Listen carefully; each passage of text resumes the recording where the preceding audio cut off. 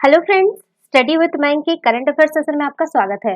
ये current affair SSC, banking, railway, state PCS, CDS, CAPF, NDA और other competitive exam आदि में सहायक होंगे। आज की डेट है 2 अक्टूबर 2020। तो चलिए आज का करंट अफेयर शुरू करते हैं। देखिए, बढ़ती उम्र के प्रभाव के बारे में जागरूकता फैलाने तथा वृद्ध लोगों की गरिमा के साथ जीवन जीने का अवसर प्रदान कराने के उद्देश्य से प्रत्येक वर्ष कौन सी तिथि को वृद्ध व्यक्तियों का अंतर्राष्ट्रीय दिवस मनाया जाता है? ऑप्शन ए 30 सितंबर, ऑप्शन बी 1 अक्टूबर, ऑप्शन सी 15 जून, ऑप्शन डी 26 मार्च। देखिए, प्रत्येक वर्ष 1 अक्टूबर को वृद्ध व्यक्तियों का अंतर्राष्ट्रीय दिवस मनाया जाता है। इसका उद्देश्य है इस दिवस का उद्देश्य बढ़ती उम्र के प्रभाव के बारे में जागरूकता फैलाना तथा वृद्ध लोगों को गरिमा के साथ जीवन जीने का अवसर प्रदान करना और उन बिंदुओं के बारे में लोगों को जागरूक करना जो वृद्धों को प्रभावित कर रहे हैं, जैसे बुढ़ापा या वार्धक्य एवं बुजुर्गों से दुराचार। इस वर्ष की थीम वृद्ध व्यक्तियों का अंतर्राष्ट्रीय दिवस की थीम के अगर बारे में बात करें तो महामारी क्या बुजुर्ग लोग उम्र एवं बुढ़ापे का सामना करने के लिए स्वयं को बदलने के लिए तैयार हैं, ये इस साल का थीम है। इस दिवस को उन वृद्ध व्यक्तियों का सम्मान करने के लिए मनाया जाता है जो समाज के लिए अपना योगदान देते हैं।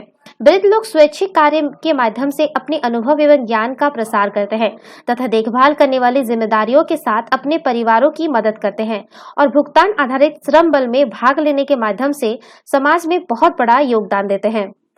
बात करें इसके इतिहास के बारे में तो 14 दिसंबर 1990 को संयुक्त राष्ट्र महासभा ने 1 अक्टूबर को वृद्ध व्यक्तियों के अंतर्राष्ट्रीय दिवस के रूप में नामित किया था। संयुक्त राष्ट्र ने इस निर्णय ने वृद्धावस्था पर Vienna international plan of action का स्थान लिया, जिसे वर्ष 1982 की वृद्धावस्था पर विश्व सभा में अपनाया गया था।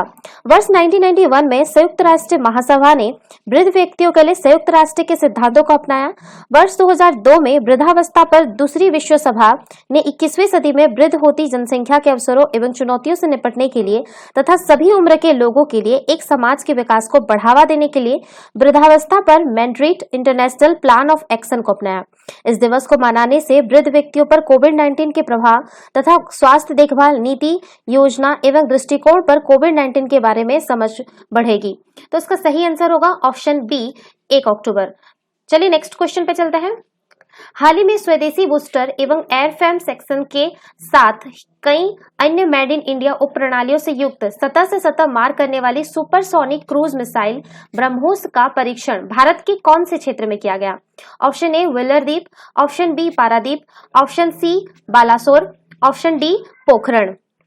देखिए, 30 सितंबर को स्वदेशी बूस्टर एवं एयरफेम सेक्शन के साथ ही कई अन्य मेड इन इंडिया उप प्रणालियों से युक्त सतह से सतह तक मार करने वाली सुपरसोनिक क्रूज मिसाइल ब्रह्मोस का उड़ीसा के एकीकृत परीक्षण रेंज बालासोर से सफलतापूर्वक परीक्षण किया गया।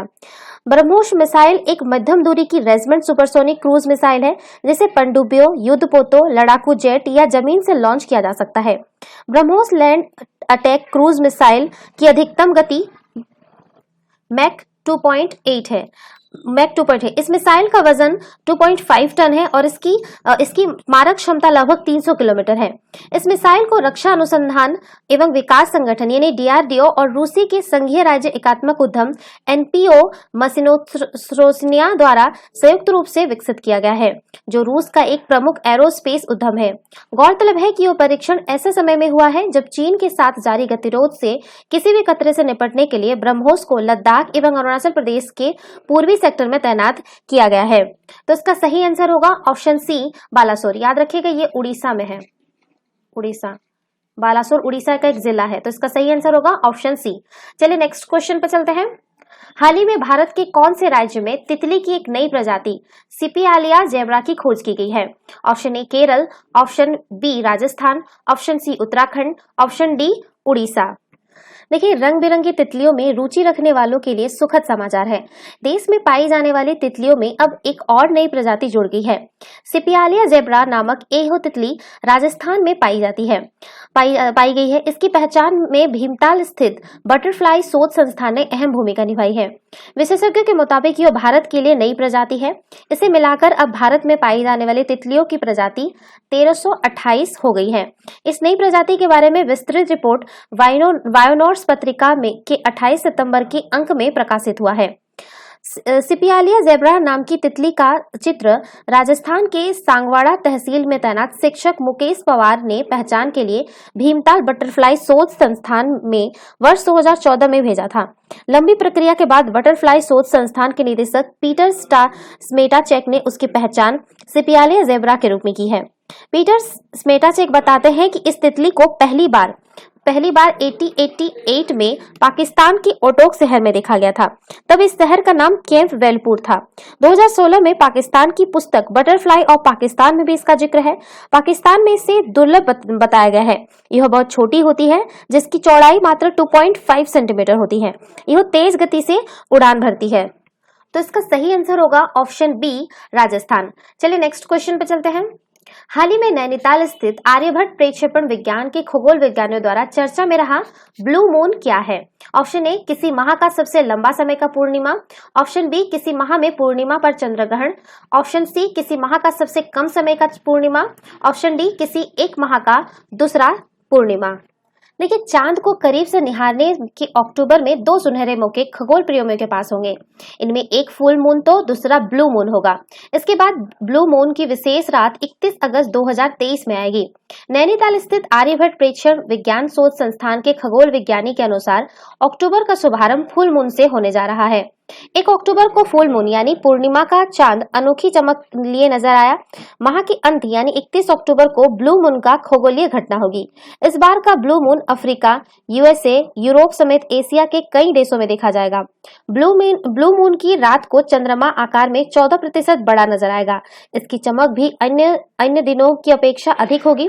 चंद्रमा पर शोध करने वाले खगोल विज्ञानियों के लिए यह मौका बेहतर होता है। बात करें ब्लू मून के बारे में तो अमूमन साल में आपको पता होगा कि साल में 12 महीने होते हैं तो 12 फुल मून होंगे। लेकिन करीब 3 साल में एक संयोग ऐसा भी बनता है जब 13 बार फुल मून होते हैं।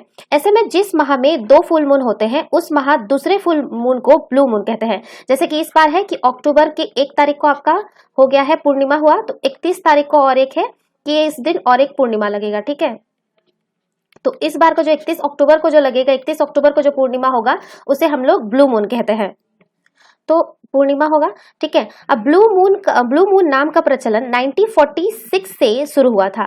ब्लू मून का नीले रंग में कोई संबंध नहीं है। ध्यान रखिएगा, ये नहीं है कि ये ब्लू मून है तो इसका रंग जो होता है मून का ब्लू हो जाएगा। ब्लू नहीं होता है, ये बस नामकरण किया गया है ब्लू मून। ठीक है, और ये बात है, यह संयोग की बात है कि इस बार सौर परिवार के कई ग्रह हमारे नजदीक पहुंचे हुए हैं, तो चंद्रमा भी बारी बारी से उसके करीब पहुंच रहा है।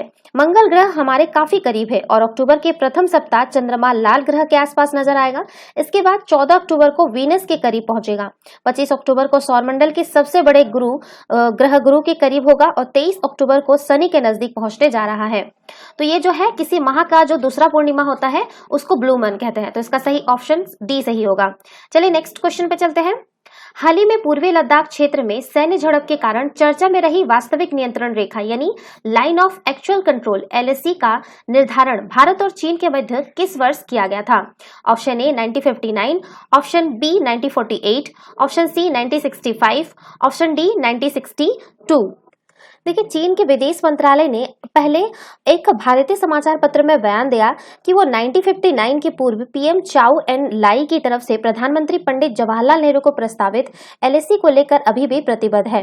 भारतीय विदेश मंत्रालय की तरफ से मंगलवार को दिए गए जवाब में साफ है कि नेहरू ने जिस प्रस्ताव को खारिज किया था उसे भारत आज भी खारिज करता है। इस तरह का प्रस्ताव उसे कतई स्वीकार नहीं है। वर्ष 1959 में दोनों तरफ की सेनाओं के बीच कोंका ला की झड़प होने के बाद पूर्व PM चाउ एन लाई ने भारतीय PM को पत्र लिखा था, जिसमें दोनों तरफ की सेनाओं का मैकमोहन रेखा से 20-20 किलोमीटर दूर जाने की बात कही गई थी। इस तरह से दोनों सेनाओं के बीच 40 किलोमीटर की दूरी हो जाती। दरअसल इसी बहाने चीन भारत को बढ़त की पोजीशन से पीछे भेजना चाहता था। जब भी लद्दाख सेक्टर में दोनों देशों की सेनाओं के बीच झड़प होती, तब चीन वर्ष 1959 में प्रस्तावित LAC की बात करता है। अगस्त 2017 में भी कुछ ऐसा ही हुआ था।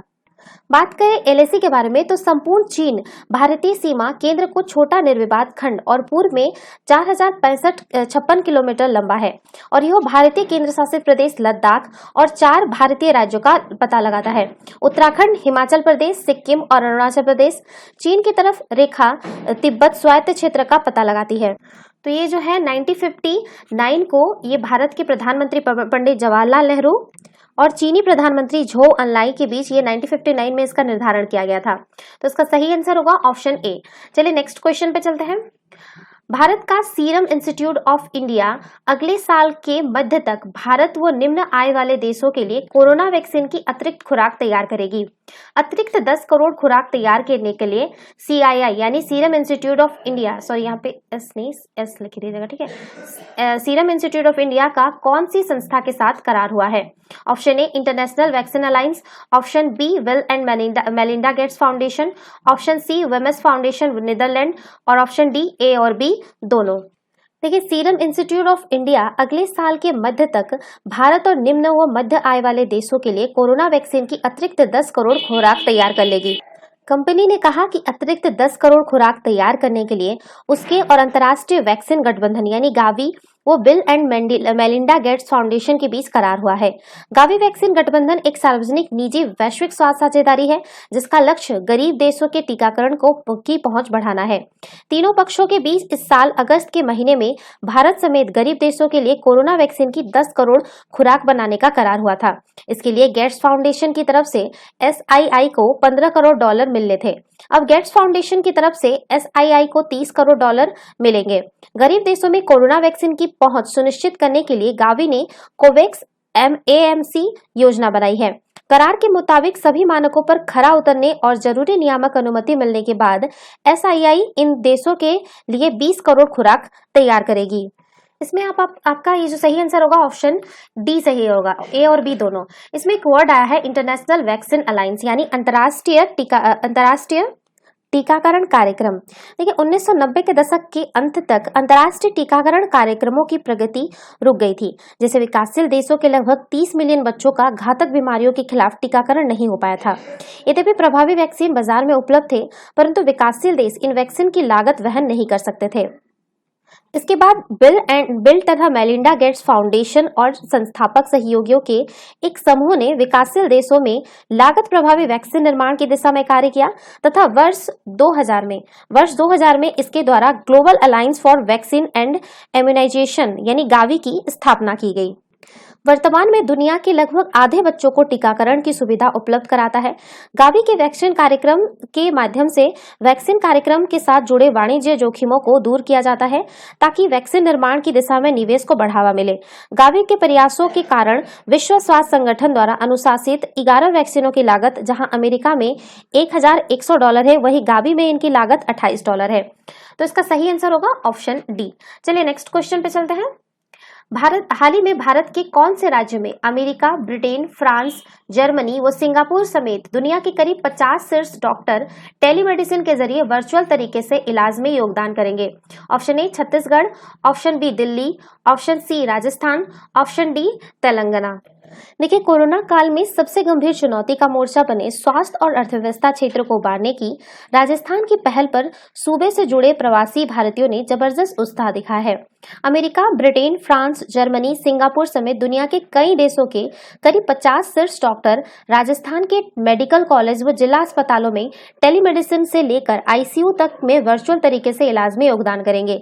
इन विशेषज्ञों में कैंसर, मिर्गी, हृदय रोग, ब्रेन स्ट्रोक आदि से जुड़े दुनिया के नामी गरीबी चिकित्सक शामिल हैं। कोरोना महामारी के कारण सख्त लॉकडाउन के दौरान राजस्थान के मुख्यमंत्री अशोक गहलोत की राज्य के प्रवासियों को जोड़ने की शुरू की गई कोशिश के परिणाम स्वरूप इन डॉक्टरों ने राज्य के लिए अपनी सेवाएं और सलाह मुफ्त देने की हामी भरी है। प्रवासी राजस्थानियों से वर्चुअल संवाद की पहल गहलोत ने मई महीने में ही की और पहली ही बैठक में दुनिया के करीब 140 देशों में रहने वाले राज्य के अपने क्षेत्र के अग्रणी 170 से अधिक लोगों ने हिस्सा लिया। इनमें डॉक्टर और कारोबारी उद्योगपति भी थे। राजस्थान फाउंडेशन के कमिश्नर धीरज श्रीवास्तव के मुताबिक बीते 4 महीने के दौरान हुए 3 संवादों का ही नतीजा है कि दुनिया के दर्जनों शीर्ष प्रवासी डॉक्टरों ने राज्य के स्वास्थ्य सेवाओं के बेहतरी लाने के लिए अपना मुफ्त योगदान देने का प्रस्ताव भेज दिया है। इनमें अमेरिका का सबसे प्रसिद्ध जॉन हॉपकिंस मेडिकल सेंटर के स्ट्रोक मेडिसिन विभाग के प्रमुख डॉक्टर राठौर जैसे नाम भी शामिल हैं। प्रवासी को जोड़ने वाला राजस्थान फाउंडेशन राज्य सरकार का संगठन है और मुख्यमंत्री गहलोत खुद इसके अध्यक्ष हैं। तो इसका सही आंसर होगा ऑप्शन सी राजस्थान। चलिए नेक्स्ट क्वेश्चन पे चलते हैं। हाल ही में आईसीएमआर के राष्ट्रीय विषाणु विज्ञान संस्थान पुणे के विज्ञानियों द्वारा भारत में कैटक्यू वायरस की मौजूदगी के संकेत मिले हैं। मच्छरों की कौन सी प्रजाति के द्वारा कैटक्यू वायरस फैलता है? Option A Culex, option B Mansonia, option C Aedes, option D Anopheles stephensi. देखिए, देश में एक और चीनी वायरस कैटक्यू की मौजूदगी के संकेत मिलने से वैज्ञानिकों की चिंता बढ़ गई है। आईसीएमआर के अनुसार कैटक्यू वायरस से तेज बुखार, मेनिंजाइटिस और पेट्रियाटिक इंसेफेलाइटिस यानी दिमागी बुखार की समस्या पैदा हो सकती है। भारतीय आयुर्विज्ञान अनुसंधान संस्थान के राष्ट्रीय विषाणु विज्ञान संस्थान पुणे के 7 विज्ञानियों ने बताया कि चीन और वियतनाम में क्यूलेक्स मच्छरों और सुअरों में कैटक्यू वायरस पाया जाता है। भारत में भी क्यूलेक्स मच्छर की प्रजाति का विस्तार होने से इस मच्छर से सीक्यूवी की खतरे की आशंका पैदा हो गई है। विज्ञानियों ने कहा कि चीन में क्यूलेक्स और वियतनाम में के सुअरों में सीक्यूवी की मौजूदगी से इस बात की पूरी आशंका है कि अन्य एशियाई देशों में भी यह वायरस सक्रिय हो सकता है। विज्ञानियों ने बताया कि कई राज्यों में 883 नमूनों की जांच में 2 नमूनों में से एक वायरस की एंटीबॉडी पाई गई है। इससे जाहिर है कि कम से कम 2 लोग कभी न कभी इस वायरस की चपेट में आ चुके हैं, जबकि 5 के दौरान किसी व्यक्ति के शरीर में यह वायरस नहीं पाया गया है। विज्ञानियों के अनुसार 2 नमूनों में इस वायरस की एंटीबॉडी को और मच्छरों में सीक्यूवी के बढ़ने की रफ्तार से यह वायरस खतरा पैदा कर सकता है। Indian journal of medical research के जून अंक में छपी एक रिपोर्ट के अनुसार कैटक्यू वायरस के संभावित खतरे को समझने के लिए मनुष्यों और सुअरों के और नमूनों को लेकर इन्हें परखने की जरूरत है। भारतीय संदर्भ में मच्छरों की कुछ खास प्रजातियां जैसे एई इजिप्टी, सीएक्स क्वीन क्यूफेसिटस और सीक्यूवी को लेकर बहुत संवेदनशील है। एक विज्ञानी के अनुसार सीक्यूवी इन मच्छरों के जरिए मानव शरीर में आसानी से पहुंच सकता है। आईसीएमआर के अनुसार घरेलू सुअर प्राथमिक स्तनपायी पशु हैं जिनमें यह वायरस पाया जाता है। वहीं चीन के सुअरों में यह वायरस की एंटीबॉडी पाई गई है।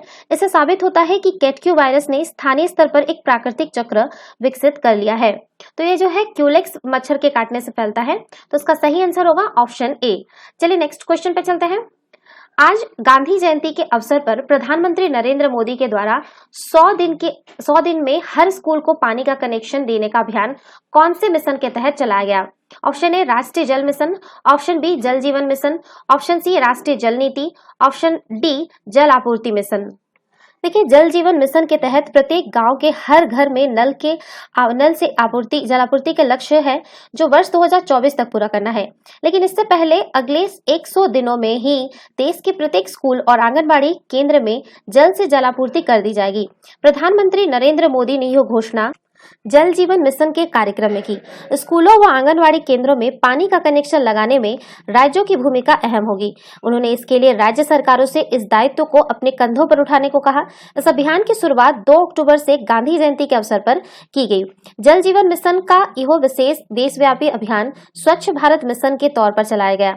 इसमें केंद्र और राज्य सरकारों के साथ ग्राम पंचायतों की मदद ली जाएगी। प्रधानमंत्री मोदी ने कहा कि स्कूली बच्चों की सेहत के मद्देनजर इस अभियान को स्थानीय स्तर पर आगे बढ़ाया जाएगा। स्वास्थ्य अभियान के दौरान भी इसी तरह एक विशेष अभियान चलाकर पूरे देश के सभी स्कूलों में शौचालय का निर्माण किया गया था। इसके चलते शौचालयों के अभाव में स्कूली पढ़ाई छोड़ देने वाली बच्चियों का दाखिला बढ़ गया। इसे स्थानीय स्तर पर खूब सराहा गया। तो ये जो है जल जीवन मिशन के तहत ये चलाया जाएगा। तो इसका सही आंसर होगा ऑप्शन बी। चलिए नेक्स्ट क्वेश्चन पे चलते हैं। हाल ही में पुणे फिल्म एवं टेलीविजन इंस्टीट्यूट ऑफ इंडिया यानी FTII सोसाइटी का अध्यक्ष और गवर्निंग काउंसिल का चेयरमैन किसे नियुक्त किया गया है? Option A Sanjay Mishra, option B Paresh Rawal, option C Shekhar Kapur, option D Raza Murad. देखिए, प्रख्यात फिल्म निर्माता निर्देशक शेखर कपूर को मंगलवार को पुणे फिल्म एवं television institute of India society का अध्यक्ष और गवर्निंग काउंसिल का चेयरमैन नियुक्त किया गया है। इस बाबत केंद्रीय सूचना एवं प्रसारण मंत्री प्रकाश जावड़ेकर ने ट्वीट किया और बताया कि प्रसिद्ध अंतर्राष्ट्रीय फिल्म निर्माता शेखर कपूर को FTII का अध्यक्ष और गवर्निंग काउंसिल का चेयरमैन नियुक्त किया गया है। फिल्मी जगत की उनके दीर्घकालीन अनुभव का फायदा FTII को मिलेगा। उन्हें उम्मीद है कि सभी लोग इसकी नियुक्ति में स्वायत्त करेंगे। 74 वर्षीय कपूर का कार्यकाल 3 मार्च 2023 तक रहेगा। वो एलिजाबेथ और डेविड क्वीन जैसी फिल्मों को बना चुके हैं। गौरतलब है कि इस पद से हॉलीवुड अभिनेता अनुपम खेर के अक्टूबर 2018 में इस्तीफा देने होने के बाद लोकप्रिय टीवी धारावाहिक सीआईडी के निर्माता निर्देशक वीपी सिंह को इसकी कमान सौंपी गई थी। तो इसका सही आंसर होगा ऑप्शन सी, शेखर कपूर। यानी कि इसको अर्रा कर दीजिएगा, ठीक है। चलिए नेक्स्ट क्वेश्चन पे चलते हैं। तो ये थे आज के करंट अफेयर। वीडियो पसंद आए तो लाइक शेयर और कमेंट करना ना भूलें, साथ ही साथ चैनल को सब्सक्राइब करना ना भूलें। Thanks for watching, have a nice day.